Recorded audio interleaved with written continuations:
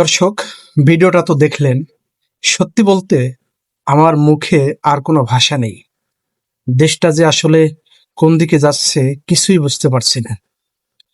শরীয়তপুরের জাজিরায় অবুঝ শিশুর চোখের সামনেই জন্মদাত্রী মাকে নৃশংসভাবে হত্যা করা হলো। 24শে জুলাইয়ের পর মানুষ ভেবেছিল এই লুটপাট, রাহাজানি আর অপরাধ কিছুটা কমবে, কিন্তু বাস্তবতা ঠিক উল্টো। সাধারণ মানুষের বুক ফাটা আর্তনাদ বাতাসে ভারী হয়ে উঠছে।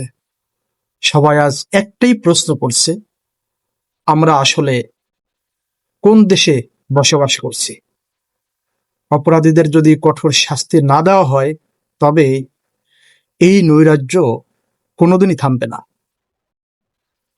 এখনই কঠোর পদক্ষেপ না নিলে সাধারণ মানুষের কোনো নিরাপত্তা থাকবে না। দর্শক, এ বিষয়ে আপনাদের মতামত কি? কমেন্টে জানান এবং ভিডিওটি শেয়ার করে সবাইকে সচেতন করুন।